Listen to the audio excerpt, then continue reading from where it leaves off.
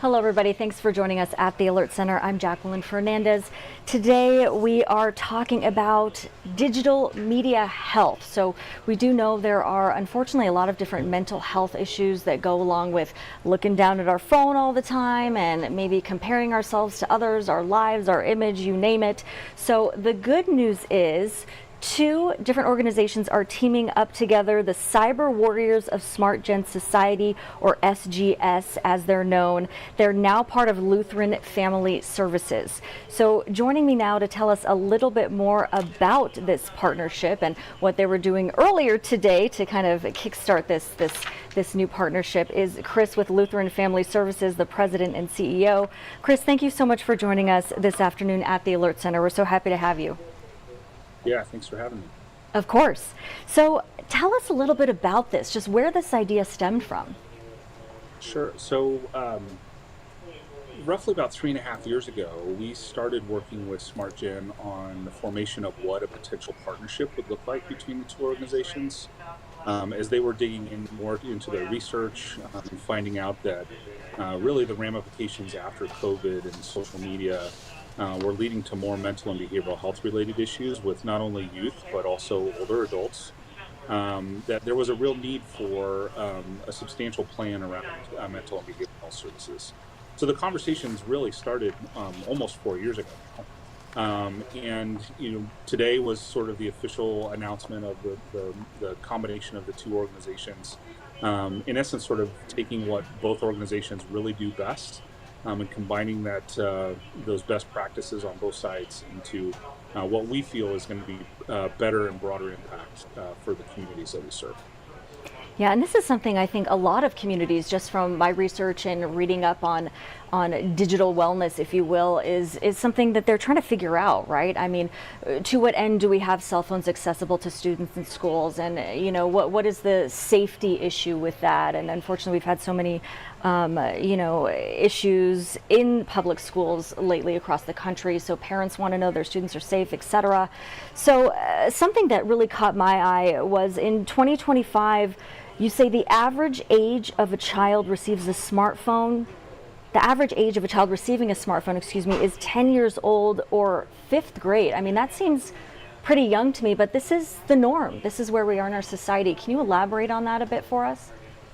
Yeah, so really a lot of the work that SmartGen is doing and really a lot of the work that we're doing on the mental behavioral health side is not about restricting access or taking away access from a cell phone.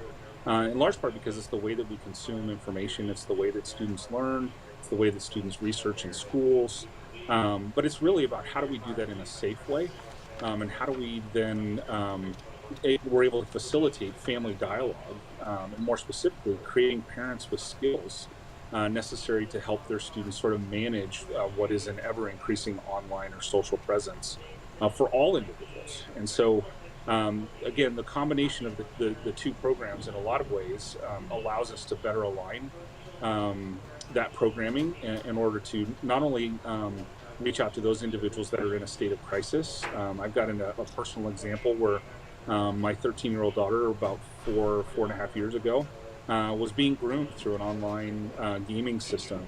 And had it not been for the resources that SmartGen had provided online, I don't know that I would have been well equipped to even understand exactly what was happening. But now we have the ability to do that and also provide the mental and behavioral health services alongside that, either for the child or for the parents along the way. Sure. I mean, there's so many scams out there. One thing we do here at the Alert Center relatively regularly on Tuesdays is we discuss different scams with the Better Business Bureau. And, children are a target now, clearly, with smartphones. Seniors, a huge target out there. They say that a lot of love life scams are on the rise. And so this is, anyone, any age can really kind of dig yourself into your own hole, so to speak. So this is a great resource for our community. And if you don't fall into that child or senior category, is there something that Lutheran Family Services, with help from Smart Gen Society, can kind of help people figure out what they want to do or how they want to tackle a potential scam or issue they may face? Yeah, I think that's really why we're excited about the partnership. I think that the opportunity to take two organizations that we're currently working across the state. Oh, he gone. Oh no.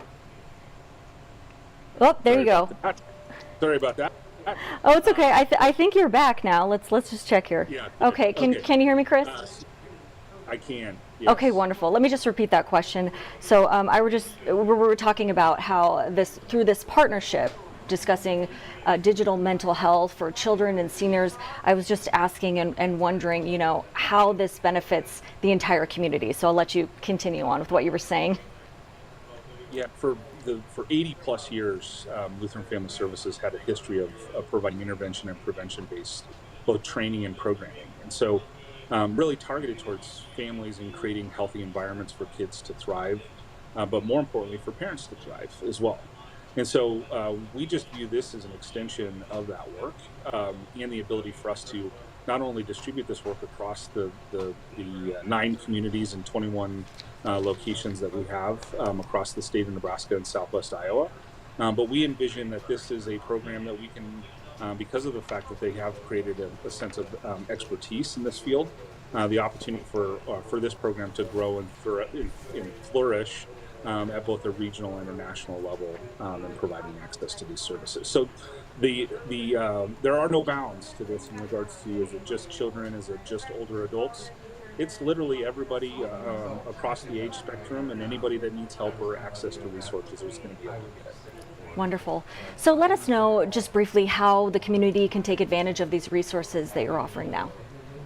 Yes, SmartGen Society is still, this website is still up. So if you just Google or go into your search engine and type in SmartGen Society, you'll be able to find and access their historical website. You can also get there through onelfs.org, which is the Lutheran Family Services website.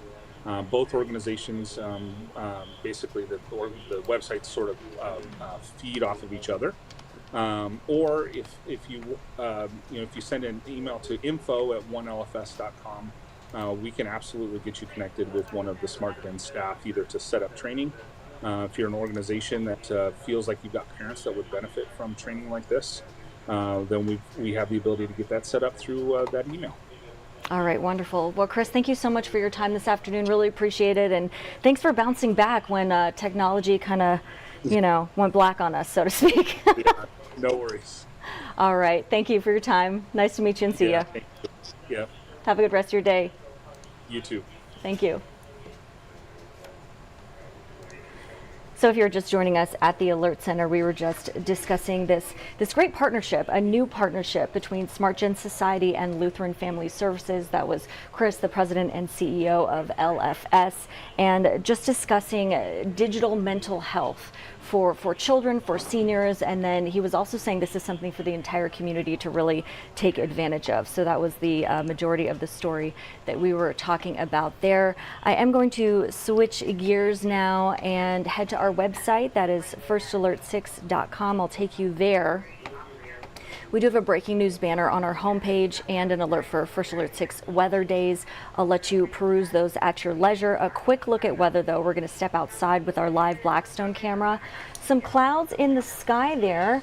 Senior Chief Meteorologist Rusty Lord did have this forecast update for us this morning. So he says, expect today to be mostly cloudy. So judging from this live look, check. 60% chance of thunder showers, 11 to 6. So I don't know, have you experienced thunder showers in your area? If you have, let us know. He does say, though, it should stay mostly below severe limits. So that is the silver lining, right? High of 75 tonight, mostly clear, low of 60. As we head into Thursday, let's take a look from our Children's Nebraska cam, excuse me, wrong apostrophe S on that one. Meantime, Thursday, mostly sunny, a high of 91. And then this is where we're kind of starting to get in trouble here. Oh, I love this live shot. So I'm going to take you there at 144th and Dodge. Traffic doing just fine in that area. It seems there are a few cones out there and construction crews seem to be working on this highway entrance here at 144th and Dodge. Meanwhile, though, Friday's the first Alert 6 weather day. I mentioned 20% chance of morning showers, windy out there, a high of 98, but this is going to be your pool day or stay inside and crank up the AC. It feels like 100 to 110 degrees. This is what I learned in Omaha. The high may be 98, but the feels like temperature is what counts, right? So 100 to 110, get ready, wear your shorts. So this is the start of a very hot weekend, says Rusty, so be prepared for that. Now, in the meantime, did want to just let you know we did cover some breaking news earlier today, and we will have all those updates for you available on our website. Once again, that is firstalert6.com. And as I mentioned, I will head back over there one more time. You can look at these banners at the top of our website. So we do have this red banner for that breaking news. This is a news story, actually, our breaking news banner this time. A lot happening today throughout the Omaha area. And this First Alert 6 weather day alert that we just briefly spoke about, starting with that intense heat coming up on Friday and likely lasting throughout your weekend. So we will have all the latest and greatest breaking news updates available for you, starting with our show with our Dave Zavolinsky at 3 p.m.